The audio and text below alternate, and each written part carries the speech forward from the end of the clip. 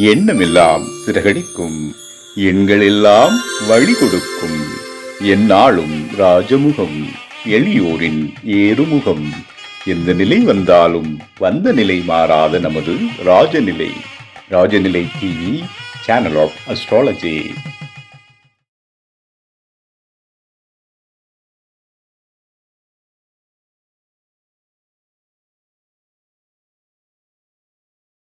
வாழ்க வையகம், வாழ்க வையகம், வாழ்க வளமுடன். அம்மா அப்பா பாதம் பணிந்து வணங்குகிறேன். ஜோதிட குருமார்களுக்கும் நவகிரகங்களுக்கும் பஞ்சபூதங்களுக்கும் பிரபஞ்சத்திற்கும் அன்பான வணக்கம். கதிரவன் மதியம் அங்காரகன் புந்தியும் கருணையுள்ள சுரதம் குருவும் காரவன் காரியும் ராகுவும் கேதும் கருதுமிகு சுகமாக 11ஆம் இடம் வந்து உச்ச நிலையா நின்று பரிவோடு மகிழ்ந்தால் செய்மன்றோம். உலகெங்கும் உள்ள ராஜநிலை டிவி ரசிக பெருமக்கள் அனைவருக்கும் உற்சாகமான காலை வணக்கம். இன்று பிறந்த நாள் மற்றும் திருமண நாள் கொண்டாடும் அனைவருக்கும் ராஜநிலை டிவி சார்பாக வாழ்த்துக்களை சொல்வது உங்கள் ராஜநிலை எண்கணித வித்தகர் லால்குடி செந்தில். இன்றைய பஞ்சாங்கம் உத்தராயண காலம் விஸ்வாவசு வருடம் பங்குனி மாதம் 5ஆம் தேதி வியாழக்கிழமை இன்று 19/3/2026. நல்ல நேரம் காலை 10:30 மணி முதல் 11:30 மணி வரை, மதியம் 12:30 மணி முதல் 1:30 மணி வரை, கௌரி நல்ல நேரம் காலை 6:30 மணி முதல் 7:30 மணி வரை, ராகு காலம் மதியம் 1:30 மணி முதல் 3 மணி வரை, குளிய நேரம் காலை 9 மணி முதல் 10:30 மணி வரை, யமகண்டம் காலை 6 மணி முதல் 7:30 மணி வரை. தெற்கு திசை சூலம். புதிய விஷயத்துக்காண்டி போறதா இருந்தா கொஞ்சம் தைலம் தடவிட்டு போயிட்டு வாங்க. திதி பிரதமை திதி, நட்சத்திரம் உத்தரட்டாதி நட்சத்திரம், யோகம் சுப்ரம் நாம யோகம், கர்ணம் கிம்ஸ் துக்கணம் கர்ணம் மாலை 6 மணி 14 நிமிடம் வரை, பின்பு பவகர்ணம். சந்திராஷ்டமம் சிம்ம ராசி மக நட்சத்திரம். கிரக நிலவரங்கள்: மிதுன ராசியில் குரு பகவான், சிம்ம ராசியில் கேது பகவான், கும்ப ராசியில் செவ்வாய் பகவான், ராகு பகவான் மற்றும் புதன் பகவான், மீன ராசியில் சூரிய பகவான், சந்திர பகவான், சனி பகவான் மற்றும் சுக்கர பகவான். நம்ம ஜோதிட குறிப்பில் பங்குனி மாத பலன்கள் தான் பார்க்குறோம். 1ஆம் தேதியிலேருந்து சனி பயிற்சி பார்த்துருக்குறோம். 12 ராசிக்கும் தேவையுள்ளவங்க 1ஆம் தேதியிலேருந்து வீடியோ பாருங்க. இன்று பார்க்கக்கூடிய ராசி மிதுன ராசி. இவங்களுக்கு பங்குனி மாதம் எப்படி இருக்கும்? இவங்களோட ராசிநாதன் புதன் பகவான் 9ஆம் இடத்துல பாக்கியஸ்தானத்துல இருக்கிறாங்க. ஒரு பிளஸ் பாயிண்ட் தான், ஓகேங்களா? அதனால இவங்க இறை அருளை நாடி செல்லணும். அப்ப இவங்க கடவுளை தேடி போனாங்கன்னா எல்லா விதமான பாக்கியமும் கிடைக்கும். அதே மாதிரி 9ஆம் இடம்ங்கிறது தந்தை. இவங்க எந்த ஒரு விஷயத்தையும் தந்தைகிட்ட கேட்டு செஞ்சாலோ அல்லது தந்தை சொல் மிக்க மந்திரமில்லை மாதிரி அவங்க சொல்றத கேட்டு நடந்தாவே இவங்க வாழ்க்கையில வெற்றி அடையும். தர்ம காரியங்கள் நிறைய செய்யறது ரொம்ப நல்லது மிதுன ராசிக்காரங்க பங்குனி மாசத்துல.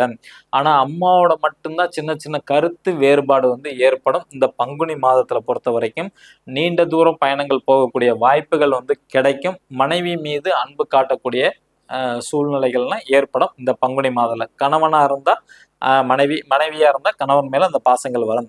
இதுல படிக்கக்கூடிய ஸ்டூடெண்ட்டுக்கு எப்படி இருக்கும்? 5வது வரைக்கும் படிக்கிறவங்களுக்கு தடை. பொதுவாக குழந்தைங்களுக்கு தடைங்கிறத விட்டுருங்க. என்ன காரணம்னா எல்லாம் பாஸ் பண்ணிடுவாங்க, அதனால ஒன்றும் மேட்டர் இல்லை. ஸ்கூலை மாற்றி போட்டுருவாங்கன்னு அர்த்தம். இப்போ எந்தெந்த ராசிக்கெல்லாம் தடைன்னு சொல்கிறனோ அவங்க கண்டிப்பாக ஸ்கூலை மாற்றி போடுவார்கள். அல்லது அந்த ஸ்கூலில் வேலை பார்க்கக்கூடிய முக்கியமான டீச்சர் அவங்க இடம் மாறிடுவாங்க. அவ்வளோதான். 6வதுலேருந்து +2 வரைக்கும் படிக்கிறவங்களுக்கு வெற்றி வாய்ப்பு உண்டு.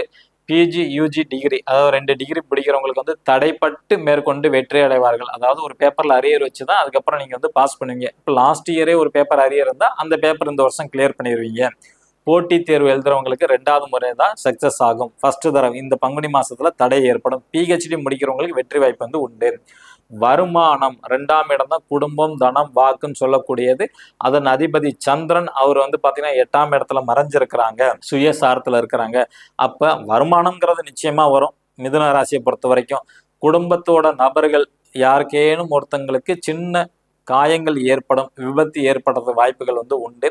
குடும்பத்துல கருத்து வேறுபாடு வரும். ஏன்னா அது 8ஆம் இடமா போய் மறைஞ்சிருச்சுல. அதனால மிதுன ராசி உள்ள நபர்கள் தன் குடும்பத்தாருடன் கருத்து வேறுபாடு ஏற்படும். கொஞ்சம் கவனமாக இருக்க வேண்டும். பேச்சை குறைச்சிக்கிறது ரொம்ப நல்லது. 3ஆம் இடம்ங்கிறது இளைய சகோதர சகோதரி மற்றும் மாமனாரை குறிக்கக்கூடிய இடம். அதன் அதிபதி பாத்தீங்கன்னா சூரியன். அவர் 10ஆம் இடத்துல இருக்கிறாங்க. குருச்சாரம் உங்களுக்கு பாதகம் +2 10ஆம் இடம் அதிபதியோட சாரத்துல இருக்கிறனால இவங்களுக்கு கொஞ்சம் கவனமாக இருக்கக்கூடிய அமைப்பு தான், ஓகேங்களா? தொழில் வகையில பல எதிர்ப்புகள் இருக்கும். ஏன்னா உங்களுக்கு 10ஆம் இடம் தான் மீனம். அதனால வந்து தொழில் வகையில பல எதிர்ப்புகள் தடைகள் வந்து ஏற்படும். அதே மாதிரி இவங்க வந்து பாத்தீங்கன்னா குரு சாரம்னால எல்லாத்துக்கும் அட்வைஸ் பண்ணக்கூடிய நபரா இருப்பாங்க. இந்த மாதம் மட்டும் உங்க மாமனாரா இருக்கலாம் அல்லது இளைய சகோதர சகோதரி வந்து குரு சாரம்னால வந்து பாத்தீங்கன்னா கொஞ்சம் அவங்களுக்கு வந்து எல்லாத்துக்கும் அட்வைஸ் அல்லது ஆறுதல் கூறக்கூடிய அமைப்புகள் வந்து உண்டு. கொஞ்சம் விரக்தி மனப்பான்மை வந்து இருக்கக்கூடிய அமைப்பு வந்து உண்டு அவங்கள பொறுத்த வரைக்கும். ஓகேங்களா. அடுத்த 4ஆம் இடம் தாய் ஸ்தானம், அதனுடைய அதிபதிங்கிறது புதன் தான். அவர் வந்து பாத்துக்கிட்டீங்கன்னா 9ஆம் இடத்துல வந்து இருக்கிறாரு செவ்வாய் சாரம். அதனால தாய் வந்து தந்தை மீது ரொம்ப அன்பாக இருப்பார்கள். ஆனா தாய் வந்து கொஞ்சம் ஆரோக்கியத்தில் கவனம் வேண்டும். ஏன்னா அவங்களோட ஸ்தானத்துக்கு 6ஆம் இடத்துல போய் மறையுது புதன் பகவான். அதனால அவங்களுக்கு வந்து போட்டியோ அல்லது எதிரி வம்பு வழக்குகள்லாம் ஏற்படும். பேச்சுல கொஞ்சம் கவனமாக இருக்கிறது நல்லது தாயை பொறுத்த வரைக்கும். 4ங்கிறது வீடு வாகனம் இதெல்லாம் வாங்கலாமா அப்படின்னு கேட்டீங்கன்னா இந்த மாசம் வாங்க வேண்டாம். ஓகேங்களா. பங்குனி மாதம் சரியில்லை. கடன் வாங்கினாலும் கடன் அடைக்க முடியாது. அதனால மிதுன ராசி நண்பர்கள் இந்த மாதம் வாங்க வேண்டாம். ஓகேங்களா. குழந்தை ஸ்தானம் எப்படி இருக்கும் அப்படின்னு கேட்டீங்கன்னா 5ஆம் இடம் தான் வருது சுக்கிரன். அவர் வந்து உச்சம் பெற்றிருக்கிறாரு. நிச்சயமாக உங்க குழந்தைங்களால நற்பெயர்கள் வந்து கிடைக்கும். ஓகேங்களா. குழந்தைகளுக்கு வந்து பாத்தீங்கன்னா நல்ல பெயர் வாங்கக்கூடிய அமைப்புகள் வந்து உண்டு. அதே மாதிரி உங்களோட குழந்தைகள் தானா வம்பு சண்டைக்கு போவாங்க. ஏன்னா உச்சம் பெற்றிருக்கு, யார் பேச்சும் கேட்க மாட்டாங்க. அதனால படிக்கக்கூடிய இடத்துல இருந்தாலும் தானாக போய் வாலண்டரியா போய் வம்பு சண்டைக்கு வந்து இழுத்துட்டு வருவாங்க. அல்லது டீனேஜ் வயசுல இருந்தாலும் வம்பு சண்டைக்கு போவாங்க. தன்னோட நண்பருக்காண்டி போய் பிரச்சனையில வந்து மாட்டிக்குவாங்க. இப்ப குழந்தை பாக்கியம் இருக்குதா அப்படின்னு கேட்டீங்கன்னா கொஞ்சம் தாமதம். ஏன்னா அது உச்சம் அடைஞ்சாலும் தன் ஸ்தானத்துக்கு 6ஆம் இடத்துலையும் ராசிக்கு 10ஆம் இடத்துலையும் போய் இருக்கிறனால நிச்சயமாக மிதுன ராசியில பிறந்தவங்களுக்கு திருமணம் ஆய்ந்தால் குழந்தை பாக்கியம் வந்து தாமதம் ஏற்படும். ஓகேங்களா. அரசியல்ல வந்து பார்த்துக்கிட்டீங்கன்னாலும் கடுமையான போட்டி. பொதுவா இந்த ஆண்டு ஃபுல்லா போட்டியா தான் இருக்க போகுது. இந்த மிதுன ராசிக்கு வந்து 10ஆம் இடத்துல போய் இருக்கு. அதனால ஒரு 50% வெற்றியை நோக்கி போகும். இவங்களை பொறுத்த வரைக்கும் நிதானமாக காரியத்தை நடத்தினாதான் இவங்களுக்கு வந்து வெற்றி வாய்ப்பு உண்டு. அவசரப்பட்டாங்கன்னா ஃபெயிலியர் ஆகிவிடும். ஓகேங்களா. அதுல கவனமா இருக்கணும் மிதுன ராசிக்கு. மிதுன ராசியோட பலன்கள் தொடர்ச்சியை வந்து நம்ம நாளைக்கு வந்து பார்க்கலாம். நம்ம புதுசா பார்க்கக்கூடிய நண்பர்கள் வந்து பாத்தீங்கன்னா இந்த மாதிரி ஒரு பர்மனன்ட் மார்க்கர் வாங்கிக்கிங்க. இதை பயன்படுத்தி உங்களோட மணிக்கட்டில் எழுதுங்க. ஏன் சார் இந்த பர்மனன்ட் மார்க்கர்னா இதோட நிப்பு வந்து கொஞ்சம் பட்டையாக இருக்கும். நாம நார்மல் பேனானா கொஞ்சம் ஷார்ப்பா இருக்கும். நம்ம இங்க கையில எழுதும் போது குத்தும். ஏன்னா இது வந்து நாடி துடிப்பு. ஓகேங்களா. இங்க வந்து சாஃப்டா இருக்கணும். அதனாலதான் இந்த பர்மனன்ட் மார்க்கர். ஏன்னா நிறைய பேர் கேட்டாங்க ஏன் பர்மனன்ட் மார்க்கர், ஒரு 25 ரூபா தான். ஆனா இருந்தாலும் மக்களுக்கு வந்து ஒரு எக்ஸ்பிளைன் பண்ணிடணும்ல, அதனாலதான் இன்னைக்கு அதை சொல்றேன். ஓகேங்களா. இதை பயன்படுத்தி எழுதுங்க. எழுதும் போது உங்களோட கோரிக்கை என்ன, திருமணம் ஆக வேண்டுமா, கொடுத்த பணம் வர வேண்டுமா, லாபம் கிடைக்க வேண்டுமா, தொழில் சிறக்க வேண்டுமா, தொழில் சிறப்பாக நடைபெற வேண்டுமா, குழந்தை பாக்கியம் வேண்டுமா, வீடு நகை, இது மாதிரி A to Z எதா இருந்தாலும் நீங்க பாசிட்டிவா கேளுங்க. பிரபஞ்சம் உங்களுக்கு ஏற்படுத்தி கொடுக்கும். ஏன்னா நாடில எழுதுறீங்க, நாடி 24x7 துடிச்சுக்கிட்டே தான் இருக்கும்.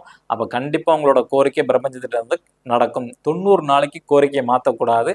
அதுக்கப்புறம் அந்த கோரிக்கை நிறைவேறின பிறகு அடுத்த கோரிக்கை நீங்க வந்து வச்சுக்கலாம். தவறு கிடையாது. மேசராசி நண்பர்கள் பயன்படுத்த வேண்டிய ராஜநிலையின் அதிர்ஷ்ட எண் 42. ரிஷபராசி நண்பர்கள் பயன்படுத்த வேண்டிய ராஜநிலையின் அதிர்ஷ்ட எண் 45. மிதுன ராசி நண்பர்கள் பயன்படுத்த வேண்டிய ராஜநிலையின் அதிர்ஷ்ட எண் 72. கடகராசி நண்பர்கள் பயன்படுத்த வேண்டிய ராஜநிலையின் அதிர்ஷ்ட எண் 41. சிம்ம ராசி நண்பர்கள் பயன்படுத்த வேண்டிய ராஜநிலையின் அதிர்ஷ்ட எண் 97. கன்னி ராசி நண்பர்கள் பயன்படுத்த வேண்டிய ராஜநிலையின் அதிர்ஷ்ட எண் 74. துலாம் ராசி நண்பர்கள் பயன்படுத்த வேண்டிய ராஜநிலையின் அதிர்ஷ்ட எண் 93. விருச்சக ராசி நண்பர்கள் பயன்படுத்த வேண்டிய ராஜநிலையின் அதிர்ஷ்ட எண் 89. தனுசு ராசி நண்பர்கள் பயன்படுத்த வேண்டிய ராஜநிலையின் அதிர்ஷ்ட எண் 06. மகர ராசி நண்பர்கள் பயன்படுத்த வேண்டிய ராஜநிலை அதிர்ஷ்ட எண் 20. கும்ப ராசி நண்பர்கள் பயன்படுத்த வேண்டிய ராஜநிலையின் அதிர்ஷ்ட எண் 04. மீன ராசி நண்பர்கள் பயன்படுத்த வேண்டிய ராஜநிலையின் அதிர்ஷ்ட எண் 26. இது காமனான பலன் தான். உங்க ஜாதகப்படி அதிர்ஷ்டமான மொபைல் நம்பர் வேணுமா, அதிர்ஷ்டமான பின் நம்பர் வேணுமா, தேவைப்படுறவங்க கீழே நம்பரை கான்டாக்ட் பண்ணுங்க. நிச்சயமாக பணம் பெற்றுக்கொண்டுதான் உங்களுக்கு எடுத்து கொடுக்கப்படும். இந்த நாள் இனிய நாள் அமைய அடியேனும் பிரபஞ்சத்திடம் பிரார்த்தனை செய்து கொண்டு உங்களிடமிருந்து விடை பெற்றுக் கொள்வது உங்கள் ராஜநிலை எண்கணித வித்தகர் லால்குடி செந்தில். நன்றி, வணக்கம், வாழ்க வளமுடன்.